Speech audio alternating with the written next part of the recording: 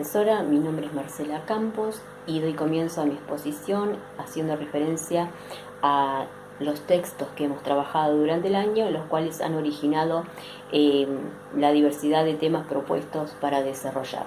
Los mismos son Educación, Escuela y Pedagogía, de Marta Del Innocenti, y La Educación Ayer, Hoy y Mañana, de Silvina Aguirre, Silvia Grimberg y Victoria Bregú. De ellas desarrollamos el capítulo 1, de qué hablamos cuando hablamos de educación, y el capítulo 2, cuándo se inventó la escuela. Bueno, los conceptos que elegí para relacionar son la educación con la naturalización de las prácticas educativas, la desnaturalización de las prácticas educativas, la historia de la educación a través de un análisis histórico, modelos de institución a través de la historia, y necesariamente van a surgir un par de conceptos más, como por ejemplo la pedagogía. Comienzo con el concepto de educación desde el punto de vista de las autoras. Marta Del Innocenti nos dice que la educación es un proceso que se da en una sociedad y una cultura y supone la modificación de los actores involucrados. Entonces, desde este punto de vista podemos pensar en la educación como una práctica productora, reproductora y transformadora social.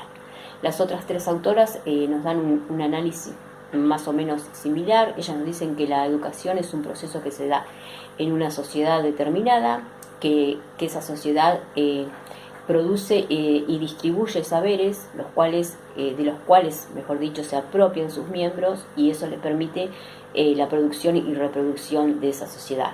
Este proceso de producción y reproducción, recalcan las autoras, es importante, es decir, la transmisión de saberes de generación en generación para que los mismos persistan en el tiempo. A este proceso ellos lo denominan endoculturación. Si hablamos de un análisis histórico de la educación, nos remitimos al contexto histórico de los saberes en las primeras sociedades, ¿no? Los saberes en las primeras sociedades estaban ligados a las necesidades de subsistencia y control del medio ambiente. Sabemos que el hombre pasó del nomadismo al sedentarismo.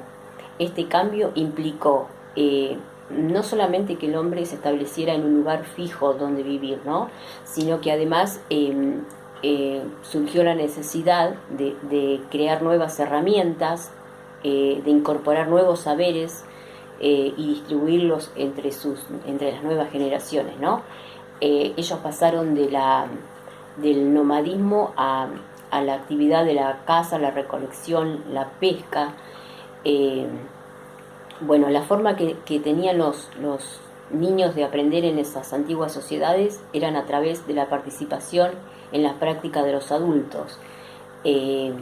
La educación en aquel contexto histórico se caracterizaba por una nula institucionalización, es decir, no existía un espacio físico destinado exclusivamente a la educación, sino que la misma surgía espontáneamente a través de la convivencia en la vida cotidiana, de los mayores con los menores, y de los cuales los niños aprendían por imitación. En algunos casos se contaba con la figura de un maestro, se preparaba a quienes deseaban incorporarse a esa sociedad, contaban con una preparación previa. Esta figura de maestro o cualquier otra figura capaz de transmitir ciertos saberes valiosos a esas nuevas generaciones para que luego ellos las transmitieran cuando se incorporaran en la sociedad. En cuanto a los modelos de institucionalización a través de la historia, las autoras nos remontan, por ejemplo, a las escuelas de Oriente, donde la enseñanza se daba la figura central del maestro y los alumnos sentados en alfombras. Esto de los alumnos sentados en alfombra nos rompe un poco esa imagen simbólica que tenemos de asociar la educación con escuela, con salón y con pupitres distribuidos. Los pupitres no son condición indispensable para recibir educación. En Oriente lo hacían, los niños se sentaban en las alfombras. Este método de Oriente tenía como objeto principal la enseñanza de su idioma hebreo. Después la escuela de Atenas, en la cual la figura del preceptor era sucedida por la del pedagogo. También nos habla de la educación en la casa del príncipe, que consistía en una educación domiciliaria que recibían los personajes de la alta realeza. La escuela del padre Salle, que consistía en un método simultáneo, tenía como objetivo organizar sistemáticamente, enseñanza masiva, ¿no? Que entraran la mayor cantidad de alumnos posible con la menor cantidad de docentes posibles. El método de Lancaster también consistía en una educación simultánea. Estaban los pupitres ordenados sistemáticamente en filas. Se colocaba en el extremo de cada fila la figura de un alumno, el cual enseñaba y aprendía a la vez. El alumno monitor lo llamaban. Bueno, después estaba también la educación de los jesuística, que era un método más o menos similar al de Lancaster. Y bueno, dejé para el final la metodología didáctica de Comenius o Comenio. Para ello voy a rescatar un concepto de Marta del Innocenti acerca de la pedagogía, y ella nos dice que la pedagogía nace con una conceptualización de la educación que pretende ser universal, y que este proceso va acompañado de características, principios y condiciones. Justamente es lo que propone Comenio en su didáctica magna, ¿no? Comenio es considerado el padre de la didáctica. Y él propone esto de la escuela única, universal, igualitaria, escuela pública, con prácticas educativas que debían ser actualizadas, con una escuela muy organizada. La idea de él era enseñar todo a todos. En ese todo él incluía todas las disciplinas que consideraba indispensable para formar ciudadanos virtuosos, decía Comenio, preparar ciudadanos virtuosos para las futuras sociedades. Si pensamos un poco en hacer una comparación entre la escuela actual y la de Comenio, teniendo en cuenta las características, ¿no?, de escuela pública, igualitaria, universal, única, nos remite un poco a pensar que podríamos hacer una similitud, ¿no?, entre ambos métodos de enseñanza, excepto por aquello que proponía Comenio de enseñar todo a todos, su ideal pansófico, ¿no? Cuando él pensaba en esa idea de enseñar todo a todos, no tenía en cuenta las necesidades individuales de cada alumno, sino que los contenidos eran los mismos para todos y por ende se esperaban los mismos resultados de todos, ¿no?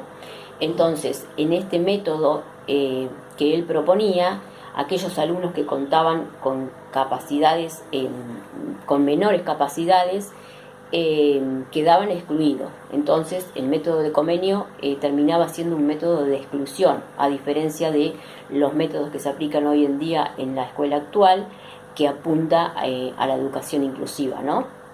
Y en cuanto a la descontextualización de las prácticas educativas, tiene que ver justamente con esto, de que las prácticas educativas son de origen natural, porque las prácticas educativas son producto de una construcción histórica y social. También descontextualizar la escuela como un hecho natural, porque la escuela no es un hecho natural, sino que es una construcción histórica y una construcción social.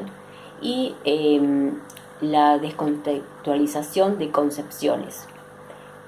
Aquello que tenemos la mayoría de nosotros, cuando nos hablan de hecho educativo, relacionarlo con escuela, con docente, alumno, aprendizaje, enseñanza, ¿no? Entender el hecho educativo como algo que va más allá de una institución, más allá de la enseñanza, sino que abarca muchos aspectos de la vida cotidiana. En cada acto de la vida cotidiana, dicen las tres autoras, existe el fenómeno de educación. Me queda mi minuto de autoevaluación. Por supuesto, ha sido altamente satisfactorio. He sabido aprovechar al máximo los contenidos propuestos, especialmente en esta materia.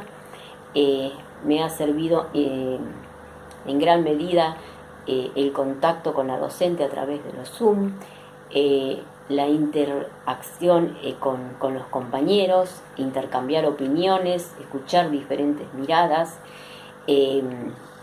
terminar un poco con el tabú que nos pasaba a varios de inhibirlos ante una exposición oral. Bueno, y más allá de teniendo en cuenta el contexto de pandemia, que ha sido una situación difícil en cuanto no solamente al ámbito escolar, sino también familiar, laboral, en muchos aspectos de la vida, lo importante es haber llegado a esta instancia. Le dejo un abrazo, profesora Romeo, y le agradezco infinitamente su preocupación y su predisposición durante todo el año para con nosotros. Un abrazo y que tenga feliz año. Muchas gracias.